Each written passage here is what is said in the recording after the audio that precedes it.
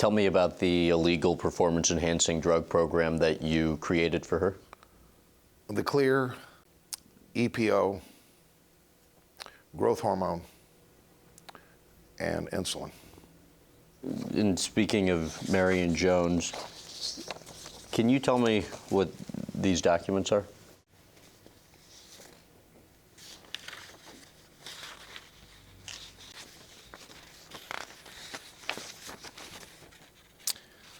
It's the outdoor season of 2001 for Marion Jones. These are her drug calendars. And what do they generally entail?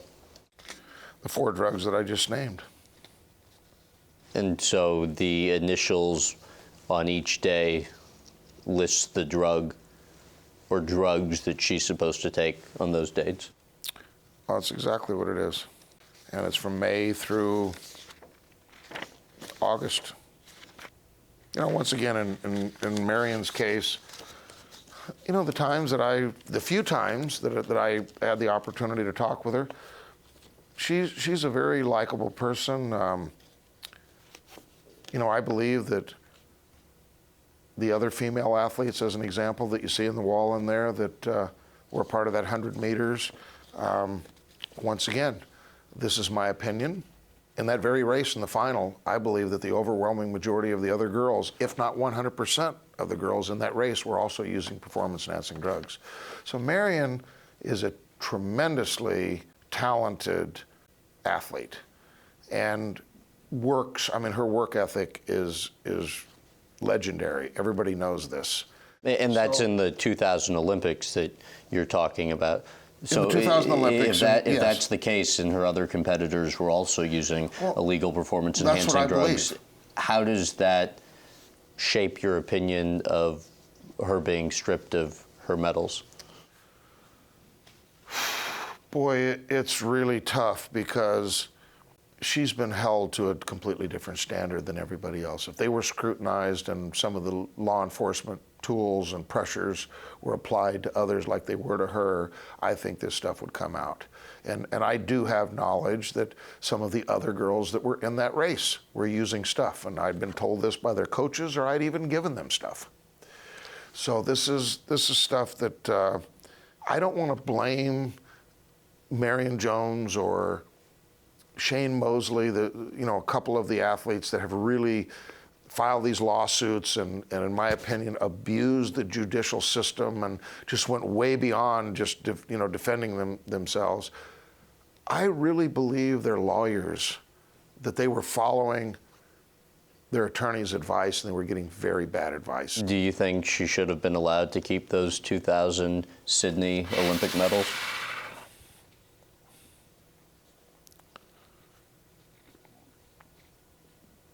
No, I don't. I mean, she got caught. Others did not. They're not going to go back. I've told them this, that there's information, there's about other athletes, and if you go back and look at these other athletes that are in those races with her, it's the small countries, many of them in the Caribbean, it's the Russians, it's people that I believe and have been told by, I think, credible people. And once again, maybe they're lying to me, but I believe the overwhelming majority were using stuff too. And sponsored and by doctors and team officials that had knowledge of this. And they were winning gold medals. They were being granted beachfront property worth millions of dollars. And this is back in 2000. You granted or given the beachfront property by their From countries? the government. Okay. And I believe that, in one specific case, and as soon as I can't say a name because it would be exactly who it is, but I believe that and was told that even some of the drugs that I had given to Trevor Graham for Marion were siphoned off and given to other people that were in some of these races and competitors and training partners and other, and there were open discussions about this stuff. Trevor Graham being Marion Jones' coach. She won 3 gold medals, 2 bronze at the 2000 Sydney Games.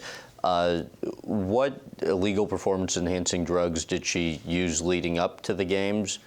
during the games, and how do you think it impacted her performance? I believe that the whole drive for 5, and I think she was able to continue to recover quickly and perform at a higher level in multiple events. So I think it did make a difference. So, right. I mean, which drugs, though, did she use leading up to and during the games? All of the above that I mentioned before. Okay. And during the games, growth hormone. How much knowledge did she have of what she was taking? She knew exactly what she was doing. She did, as you mentioned, file a $25 million defamation lawsuit against you. What came of the lawsuit? Voluntarily dismissed. Why did you stop working together? Great question. Marion became reckless. Once CJ was no longer there and they separated, and there were some issues that we had regarding her compliance and some things that she was doing in general terms that to me were dangerous. And there was all sorts of stuff going on with that camp, you know, under Trevor and Tim, and it was kind of a package deal that Marion was doing things that I felt were potentially dangerous regarding her health. And did it pertain to with illegal drugs? Yes. Yeah. And drugs that were being siphoned off and given to other female athletes that were initially intended for her. And there was money involved with Tim Montgomery, with me, that, you know, after he had made $600,000, money I had loaned him with canceled checks, and, you know, it was all for equipment and different things. It was all well documented. He just didn't want to pay and was saying, well, I want to buy a strip club, and you know, can I pay you half now and half later? And just kept not paying and not paying. And eventually I just decided that I'd kick them all to the curb.